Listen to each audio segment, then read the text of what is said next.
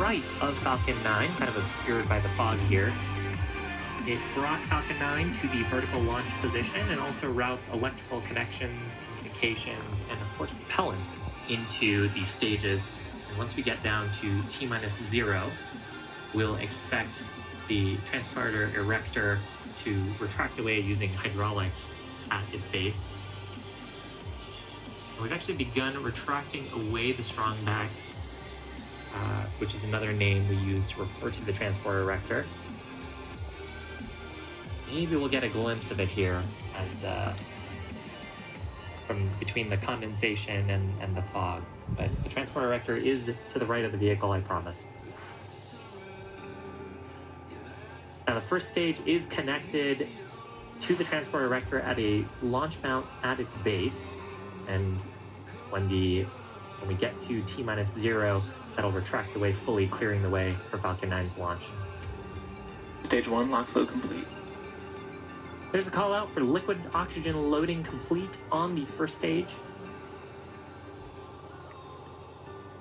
We're expecting a similar call out here on the second stage around the T-2 minute mark.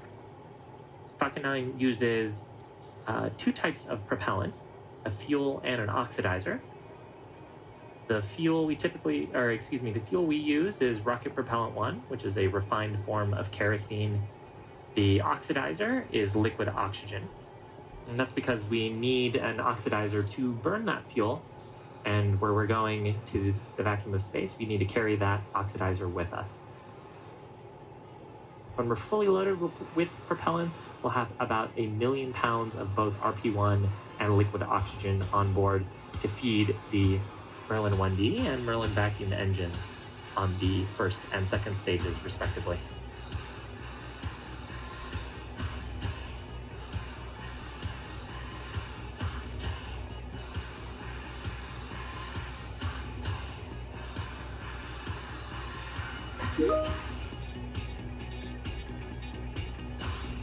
Should be coming up pretty close to liquid oxygen loading complete. You can see a little bit of the venting. Stage 2 lock flow. There's the call out there for LOX load complete. You can see a little bit of the venting, or bleeds, I should say, coming off of the second stage. And we should expect to see some venting here. You can barely make it out, and you can really hear it there. The transporter erector lines are being cleared out. I'm producing those clouds around the vehicle. Coming up, next major milestone is at T-60 seconds. It's when Falcon 9 transitions into startup, and the flight computers on board the vehicle will have control autonomously through the rest of the count. Falcon 9 is in startup. So from here, Falcon 9 has autonomous control of the rest of the count. The LD will give their final go for launch. LD is go for launch. Now the payloads continue to look healthy. Next major milestone coming up at T-2 seconds when we ignite those Merlin 1D engines, and then lift off at T-0.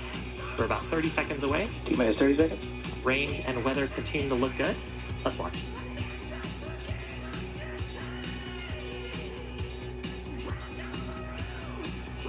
Yeah. 15, 10, 9, 8, 7, 6, 5, 4, 3, 2, 1. Full power. Lift off of the read one way.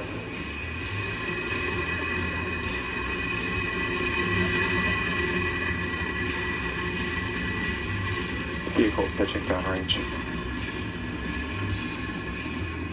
M1D chamber pressure is nominal.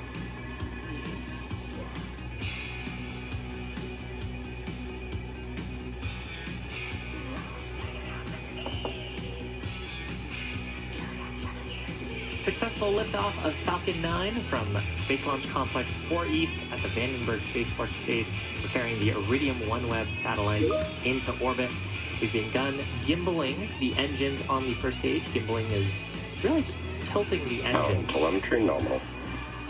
We've begun what's called a gravity turn So we're letting gravity help pull the rocket to go sideways. We need to be going fast horizontally to get into orbit. We actually just got through the throttle bucket. Vehicle supersonic. Throttle bucket being where we've throttled down the Merlin 1D engines in preparation for max Q. That's the point of highest stresses on the vehicle. Max Q. Fantastic views from this ground tracking cam, nice to be out of the Vandenberg fog. Now, a rocket needs to go about 17,500 miles an hour horizontally in order to avoid being pulled back down to Earth. And if it does get to that velocity, that's what we say, or that's what we mean when we say we're getting to orbit. We're continuing to accelerate on the first stage. Call out there of MVAC chill. That's for the next several events we've got coming up. The first of those is main engine cutoff, where we'll shut down these 9 Merlin 1D engines on the first stage. That'll be followed by stage separation, where the first and second stages will separate from each other. The Merlin vacuum on the second stage will ignite at SES-1. And then we will have the fairing halves separate shortly after that around the T+3 minute mark. So again, those events back to back: MECO, stage sep, SES-1, and then shortly after, fairing separation.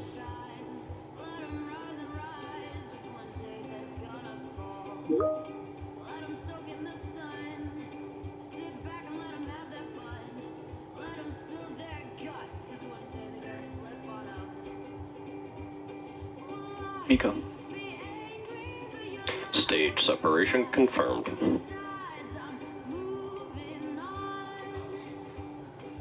MVAC ignition. And there are great views of that shortened MVAC nozzle. Right-hand side of your screen is the second stage. Left-hand side of your screen is the first stage. We've begun deploying the hypersonic grid fins on the first stage. Those are those structures that are popping into view right now. Next major milestone will be a fairing deployment. If you keep a close eye out, you might even see those fairings behind the second stage as they trail away. Fairing separation confirmed. And there is successful separation of the fairings. And both the fairing halves, in fact, there's a view of one of the fairing halves on the right-hand side of your screen, making its way back to Earth. Both of these fairing halves are flight proven, one of them having flown 3 times and the other one for its 6th time.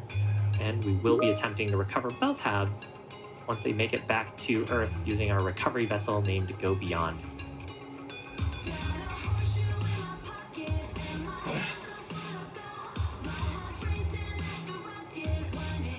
T+4 minutes. If you're joining us, welcome. You're looking at a live view of Falcon 9. Right-hand side of your screen is the second stage in the first of 2 planned Merlin vacuum engine burns. This burn will last about another 4 minutes on the second stage. It's carrying our 21 payload satellites into orbit. On the left-hand side of your screen, we've got Falcon 9's first stage. Those periodic white bursts that you're seeing are actually from our attitude control system for reorienting the first stage to get the engines pointing down back towards the atmosphere. Because we're coming up on Falcon 9 first stage's next major milestone as well. Both vehicles are following nominal trajectories. Call it there indicating that we are on the path we intend to be on. Now the first stage is pointing its engines down in preparation for the entry burn. Entry burn is where we relight 3 of the Merlin 1D engines on the first stage. We relight the center engine and then 2 of the radial engines. And that maneuver is to slow down the first stage. We picked up quite a bit of velocity in lofting the second stage, getting it started on its path to orbit. And we're gonna bleed off a lot of that energy as we come back through the thicker parts of the Earth's atmosphere. Rather than taking all of that heat loading and structural loading directly on the vehicle, we use some of our propellant to slow down a bit. That's what the purpose of the entry burn is. Helps us reduce the stresses and loads on the vehicle to help recover it. View from the inner stage. few minutes ago, we had a second stage in there.